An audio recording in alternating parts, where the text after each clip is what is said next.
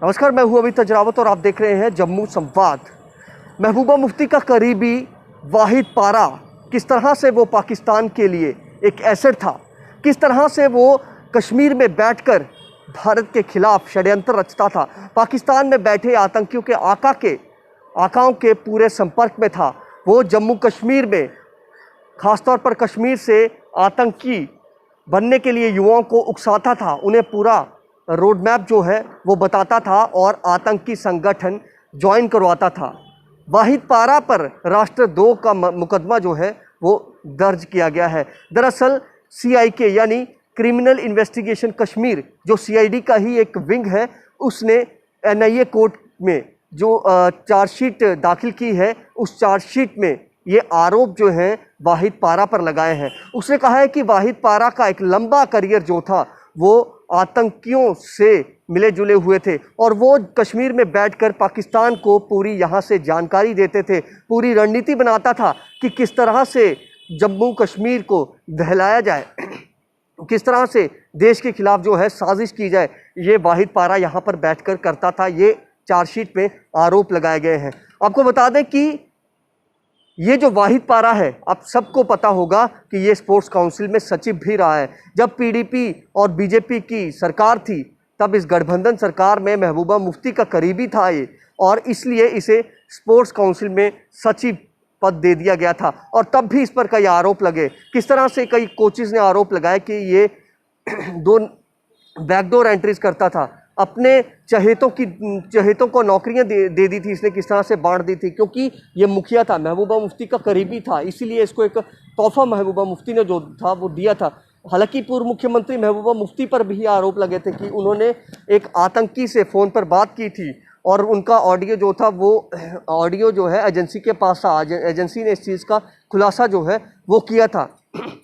लगातार PDP के नेताओं का आतंकियों से जो मेल मिलाप है वो सामने आता रहा है।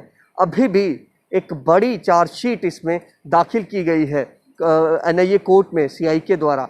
CIK ने साफ तौर पर कहा है कि इसके जो लिंक थे वो अबू दुजाना, अबू कासिम जैसे आतंकियों के साथ थे, जिनको अलग अलग एनकाउंटर्स में हमारी सुरक्षा बलों ने मार गिराया था। आपको बता दें कि ये जो इसका करियर है वाहिद पारा का, ये लंबे समय से इसके कनेक्शन में था और पुलिस की और एजेंसीज की भी रडार पर ये लंबे समय से था। 2007 में ये पाकिस्तान गया था, तब ये पत्रकार हुआ करता था, पत्रकारिता करता था, तब ये पाकिस्तान गया था वाहिद पारा, और तब पाकिस्तान में इसने हिजबुल मुजाहिदीन के प्रतिबंधित आतंकी सैयद सलाहुद्दीन का इंटरव्यू किया था। और इस इंटरव्यू का इसने साउथ कश्मीर यानी कि जहाँ का ये है दक्षिण कश्मीर, अपने इलाके में एक लोकल चैनल पर इसने उसका प्रसारण भी किया था।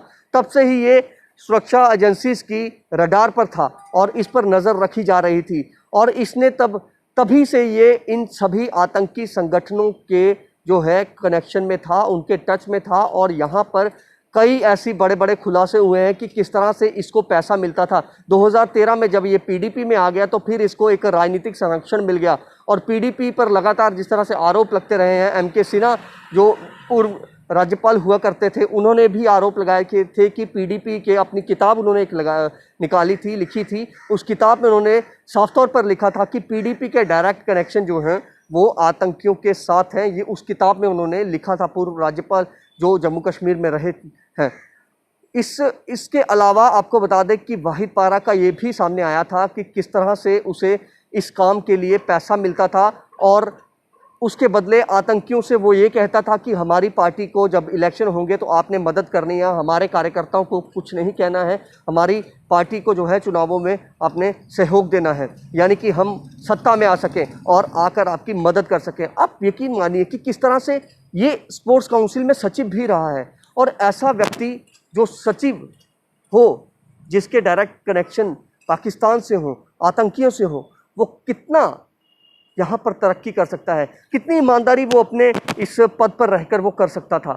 इसीलिए लगातार इस पर सवाल खड़े हो रहे थे। लेकिन जैसे ही PDP और BJP की गठबंधन सरकार, जम्मू कश्मीर में उनका गठबंधन टूटा, फिर लगातार एजेंसीज ने अपनी रडार कसना शुरू कर दी। और BJP पर भी कई बार सवाल उठे थे कि आपने क्यों PDP के साथ, अगर आपको पता था तो आपने क्यों इनके साथ गठबंधन चलाया।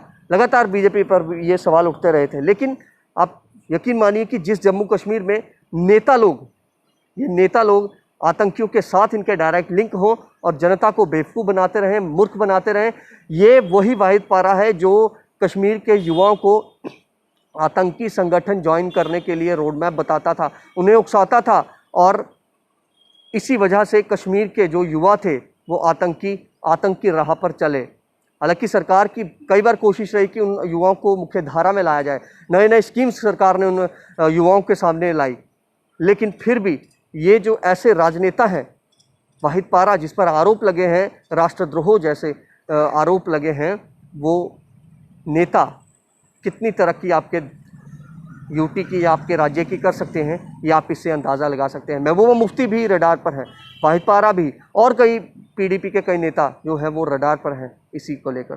फिलहाल आप देखते रहें जम्मू संवाद।